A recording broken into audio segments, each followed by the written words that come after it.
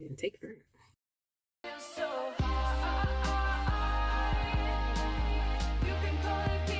Alright guys, it's Black History Month in case you didn't know. And right here, we're talking Black cinema all month long.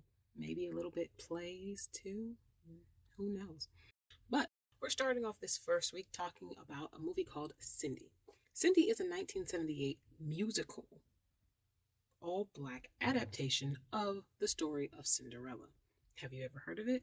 Well, I hadn't, but I had seen it before. So when I was around, I don't know, 9, I was watching TV and saw this version of Cinderella that had a black woman lead and it was all black cast. And I was like, yo, this is awesome. And I watched it, I loved it, and I never saw it again. I didn't see the name when I watched it. I knew nothing of it, and for years I was scouring the internet when the internet became accessible to me to try and figure out what this movie was. So, in my scouring of YouTube, looking up black movies that I've never seen or that are classic, or just trying to find black movies to watch so I could be more versed in black cinema as an actor, specifically as a black actor, I came across this movie on a channel on YouTube, and I will link where I watched all the movies that I watched for this month in the description. So I came across this movie called Cindy. Now at the time I had no recollection that it was the same movie. I didn't recognize the actress from the cover, and even the general synopsis, which I will share with you in a moment, wasn't familiar to me because I think I caught the movie about halfway through when I first saw it. And like I said, I was like 8 or 9 years old, and I'm not going to tell you how long ago that was, okay? We're not going there. Anyway, Cindy, I believe I already said it, but I'm going to say it again. It was a 1978 movie. Cindy takes place in Harlem in the 1940s after World War II. It is, like I said, a musical adaptation of Cinderella with an all African American cast, with like 1 or 2 exceptions, and they're not important, and they don't even show up until like the end of the movie, and they have like 2 lines. I don't think that counts. Cindy is treated harshly by her stepmother and her nasty stepsisters. But unlike most Cinderella stories, her father is actually around and provides some comfort, but he's kind of a pushover, in my opinion. Stepmom just kind of walks all over him and does whatever she wants, and he doesn't really provide a lot of help. There's also a thing about his job that I think is supposed to be part of the plot point, but doesn't really seem to be that important at the end of it. Basically, he lies saying that he's a doorman, but it turns out he's actually the washroom attendant. It doesn't really affect the plot much. It could have been completely taken out and no one would have seen the difference in the movie. So, while taking a precious night off to go to the Sugar Hill Ball, Cindy is swept off her feet by the handsome Marine, Captain Joe Prince. Pun definitely intended. So, instead of a glass slipper, Cindy is wearing a dirty sneaker, but it still results the same. She has to get away by 12 o'clock. She runs off, realizing she's almost out of time. Her sneaker falls off, and the handsome Captain Joe Prince decides to look through all of Harlem to find the girl that fits the glass slipper, fits the dirty sneaker. So, I was quite shocked when I was researching this film at, well, the people involved. So this was written by James L. Brooks, who worked on multiple episodes of The Simpsons, and also worked on Taxi, as apparently all of the writers on this movie worked on the writing for the movie Taxi, apparently. Also Sam Daniels, who worked on Taxi, as well as The Betty White Show, which I've actually seen, and I'm not old enough to have seen that. David Davis, who worked on The Rugrats, the first episode, in Taxi. Ed Weinberger, who worked on Taxi, The Cosby Show, and The Betty White Show. And it was directed by William A. Graham, who directed movies like The Minstrel Man, a few episodes of The X-Files, and the movie Return to Blue Lagoon. I've seen that movie. I don't know if anyone else has, but it was a movie I knew, so that's why I chose to put it on here. So, what caught me off guard was all of these writers and the director are white. I kind of assumed that this all-black casted wonderful version of Cinderella had some kind of black influence in it. And from what I could find, as far as those people who were on staff, the writing, directing staff, there was none. Maybe a producer or something, but writers, the director, not a single one.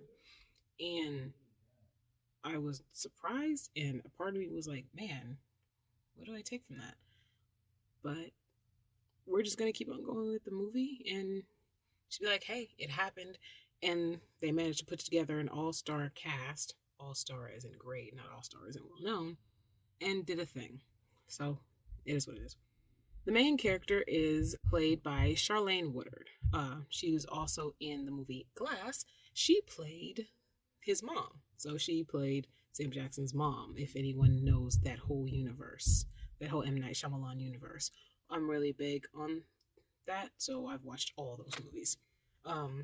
Clement Derricks was Michael Simpson. He wasn't really in anything that seems to be really well known. I had never heard of him.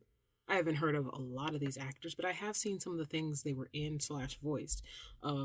The one I know the most is Clifton Davis. I've seen him in a lot of stuff that I can never remember the name of, but he's Captain Joe Prince. He was in The Love Boat, a show I watched. The Jamie Foxx Show, a show I watched. Living Single, a show I watched obsessively.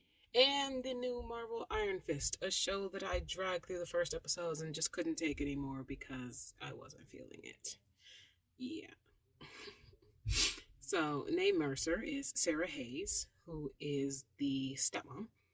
Nell Carter is Olive, the stepsister. She voiced Vivian in Bebe's Kids, another movie we will be talking about this month. And she also did some voices in Spider-Man the Animated Series, a TV show I watched growing up. It's crazy. Alana Reed Hall as Venus, the other stepsister, who did some voices on Sonic the Hedgehog and Carmen Sandiego. The original Carmen Sandiego, not the new one on Netflix. But I think the old one's on Netflix too. I can't remember. Either way, both shows I personally grew up with and love. Scully Mitchell is Cindy's father, who was in Taxi and $6 Million Man. I knew he looked familiar, and I just couldn't remember why. Also, Wes Benson Terry is Miles Archer, which is the neighbor who helps Cindy get to the ball. And he was in Forrest Gump, a movie I've seen multiple times and still can't remember seeing him in the movie. And I'm going to go back and watch it again. So, in the plot of this movie, Cindy moves to Harlem to be with her father and his new family. She is, of course, verbally abused by her stepmother and stepsisters. Then she finds out about the Sugar Hill Ball. Of course, they don't want to let her go. Then one night her neighbor helps her get there, where she meets Captain Joe Young. Now, as usual, the clock hits 12, leave, sneaker, like I said. Captain searches, try on the sneaker, marry mysterious girl. So, spoiler warning if you want to watch this and care, but if you don't want to watch it or want to watch it and don't care, I like the departure here where Cindy does not, in fact, end up with the young prince, or in this case, the captain. She actually departures from that and finds true love on her own. Is it still kind of rushed? Yeah. Is it sweet and a good departure from the original source material? Yes. Overall, I give this movie a 7.75 rating. I got that by the plot getting a 7.5 rating. The plot is, it's Cinderella. It's mostly the same with the exception of it being in World War II in the real world and all black. But the ending feels rushed. It feels like, all right, well, we only have a certain amount of time to get this done. So what can we do to wrap this up? It feels rushed. Acting, I gave it 8 because I feel like for the most part the acting was amazing. But there were moments where things felt corny. It was probably more so the writing than the acting, but the acting felt corny because of it. So, on to my favorite part, the cultural importance, but probably the shortest part of the video, minus the rating system. First off, culturally, I recommend seeing this movie. It's great. It's my favorite Cinderella movie of all time, and I feel everyone should see it. Every little girl and boy should see this. You see the black man and not in charge, but he's a captain. He has some pull, he has some authority in his life versus, what we usually get to see. Also, it's rare to see an all black cast on TV or in movies, especially in the same type of fantasy world that other people get to be portrayed as, like portrayed in, like Cinderella. Um, Even though it's not fantasy, it still has that fantasy feel to it, like Cinderella has. And not only that, and so yes, it's grounded more in reality, but the notion is still romantic and fantastical. And not only that, but besides the all black cast, with the exception of the captain, the entire main cast is darker skinned black actors.